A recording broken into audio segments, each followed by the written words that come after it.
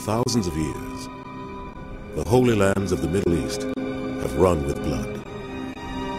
Here, the scars of battle fought between three of the great religions of the world are etched into the earth. But the deepest wound was made by a war between Christian and Muslim, begun at the close of the 11th century and fought for 200 years. At stake, a tiny strip of land just a few hundred miles long, but with the greatest prize: Jerusalem.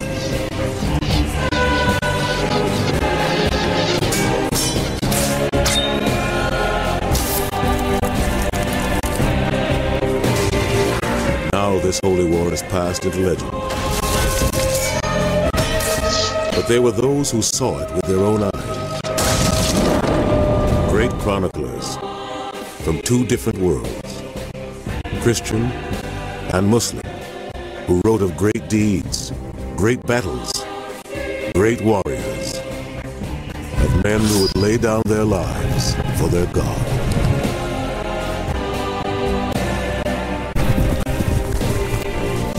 This was the collision of two great faiths, the clash between the crescent and the cross. This was the Crusades.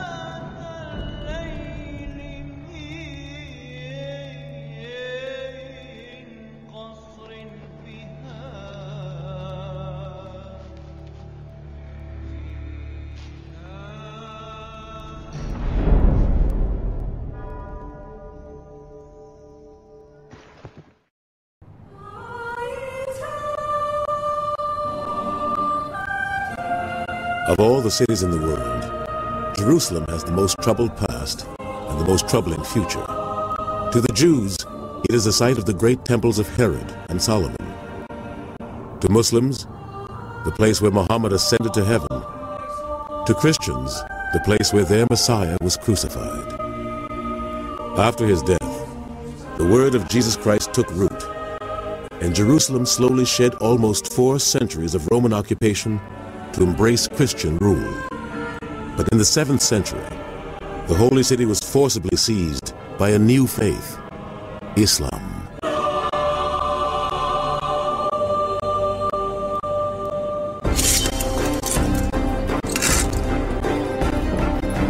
Now, 400 years later, the Christians wanted Jerusalem back. Across Europe, some 60,000 warriors were gathering, readying themselves for battle. One of the leaders was veteran warlord Duke Godfrey of Bouillon. He would head up his own army on what would become a 3-year crusade across 3,000 miles to reclaim Jerusalem in the name of God. Godfrey was more than just an acclaimed fighter. A generous benefactor of the Catholic Church, he was also an immensely pious man.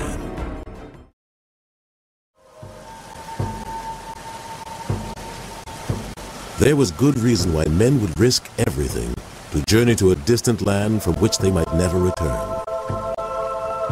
Blighted by famine and racked by petty wars, their European homeland was a cursed place, They craved a better life in this world and the next. I think if you were to take a time machine back to the late 11th century, the first thing that would probably strike you is what a violent society it was. Pope Urban needed a master plan to put the Catholic Church back on the political map. The answer to his prayers would come in the form of a desperate plea for help from an old rival.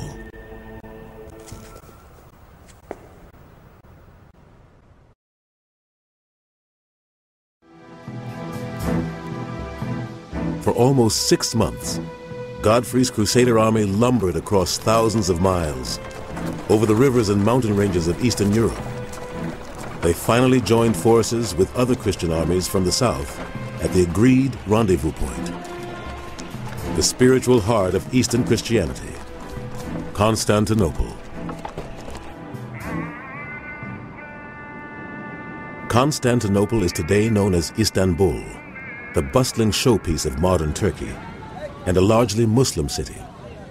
But 900 years ago, perched on the most easterly tip of Europe, it was the last Christian city before the Crusade ventured across the Bosphorus into enemy territory. Then, the jewel of the city was the great Orthodox Christian cathedral of St. Sophia. Covered in mosaics of burnished gold, it was a vivid testament to the legendary wealth of Constantinople.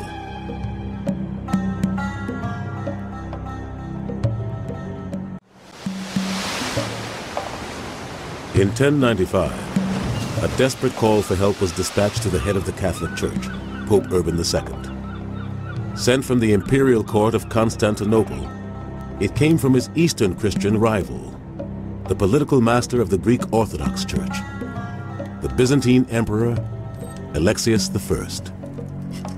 The power of Alexius's empire was slipping. The influence of his Orthodox Church had once stretched as far as the Holy Land of the Middle East. Islam was now the dominant force in the region. Alexius had lost much of his empire to the Turks. He wanted to win these lands back, not see them passed on to this rival Catholic army. The emperor still had one trump card up his sleeve. In return for his promise to supply food, each of the 3 Crusader leaders was forced to swear an oath of allegiance to the emperor. By that oath, they granted Alexius a commanding role over the whole campaign and vowed to return to his empire and the Eastern Orthodox Church any lands that they might win back from the Turks.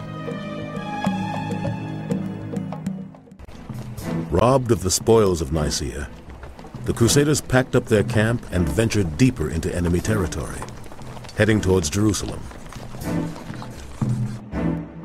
But they were not alone. From the hills, the Turkish Sultan Kilij Arslan shadowed their every step.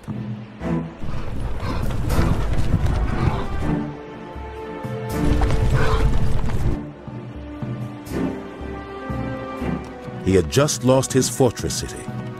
Now, he wanted revenge. The Turkish leader would unleash the full might of his fighting force, more than 50,000 men. Scouting the land just ahead of the Crusader army, he found the perfect site for a surprise attack. The epic clash that took place here has become part of Crusader lore. It is known as the Battle of Dorylaeum. Though many have tried, to date, no one has found the real battle site. But John Franz has spent years sifting for clues and now thinks he can pinpoint its exact location.